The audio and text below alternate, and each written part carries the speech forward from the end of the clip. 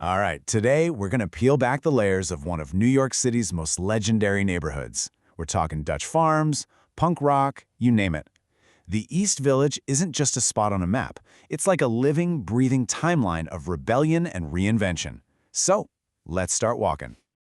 So this is the East Village you probably picture in your head, right? It's a place that just pulses with energy. It's become this global symbol of counterculture, of art, and it has this gritty, creative spirit that just feels so New York.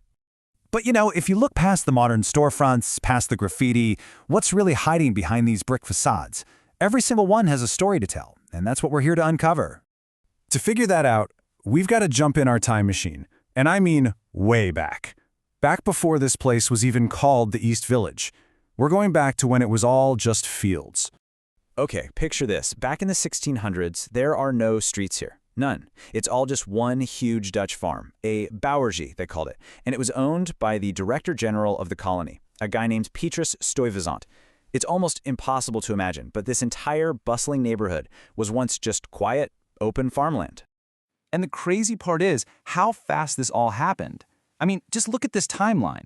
In way less than a century, Stuyvesant's farm gets totally wiped out by the city's relentless grid plan. Then Tompkins Square opens, and that kicks off a total real estate frenzy. And boom, developers swoop in to build these gorgeous, fashionable homes for New York's wealthiest families. Wow. I mean, this comparison is just incredible. On the left, you've got a streetcar rolling down East 10th Street in 1934. On the right, it's the same exact block, almost 80 years later. The cars are different for sure, but look at the buildings, the bones of the neighborhood. They're still there, standing strong. But that whole dream of a fancy, exclusive neighborhood, yeah, that didn't last long. A massive wave of change was about to crash over New York, and it was going to reshape this place forever. Get this, 60%. In just one decade, from 1840 to 1850, the city's population just exploded. We're talking waves of immigrants arriving, looking for a new life. They all needed somewhere to live, and the East Village was about to get a major makeover to house them. And that, right there, led to a total shift in the architecture. So that whole idea of grand, single-family homes, that was out. The new reality was the tenement, buildings designed from the ground up to pack in as many working-class families as possible. So you could literally watch the neighborhood's landscape change, block by block. Those original stately houses, they got carved up into tiny apartments. And on every empty lot, bam, a new tenement building like this one shot up, making everything so much denser and more crowded. And this is what you got. This kind of streetscape with rows and rows of these 5-story brick buildings, fire escapes zigzagging all the way down the front.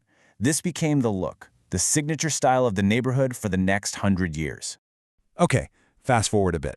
After World War II, the area is still technically part of the Lower East Side, but a whole new generation is about to show up and give it a brand new name and a legendary new identity. The name itself was basically a marketing move. The East Village just sounded cooler, more connected to the bohemian vibe of Greenwich Village. That plus super cheap rent and this kind of gritty, real vibe, well, it worked. A whole new wave of people moved in. Artists, poets, musicians. The Beat Generation had found its new playground. And honestly, nobody captured the vibe of this new world better than Allen Ginsberg. This line from his masterpiece, Howl, it's not just poetry. It's like a GPS for their lives, right? Lived out in these all-night diners and smoky bars all over the village. And right at the epicenter of this whole scene, there was one legendary spot, the Cedar Street Tavern. This place was way more than just a bar. It was like the unofficial headquarters for some of the most creative and important people of the entire century. I mean, just look at this list of who used to hang out there. You've got the guys who practically invented beat literature, Ginsberg and Kerouac, drinking and arguing with the absolute giants of abstract expressionist painting, Pollock, de Kooning, Rothko. Can you even imagine the energy, the clash of ideas in that one room? And yeah, that energy, sometimes it got a little out of hand. This little story about Jack Kerouac, it pretty much perfectly sums up the whole rebellious, anti-establishment vibe of the time. This was definitely not a place for, polite society.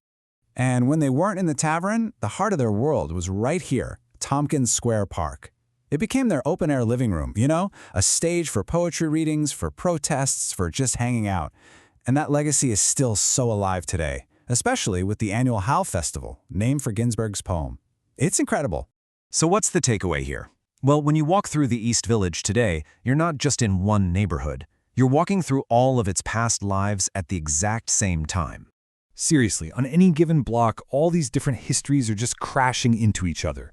The memory of a Dutch farm is literally under the foundation of a tenement that housed generations of immigrants. And that same building became the backdrop for a cultural revolution. The layers aren't erased, they're just stacked one on top of the other. At the end of the day, the East Village really is a living museum. Its buildings tell you the whole story. You can almost see the ghost of an old, fancy row house behind a tenement facade, sitting right next to a little cafe where some poem that changed the world was probably scribbled on a napkin. And you know what? That story is still being written, right now. This place has been a farm, an elite suburb, an immigrant hub, a bohemian paradise. So it really makes you wonder, in a city that is all about constant change, what's the next chapter for the East Village? What story will these streets be telling a generation from now?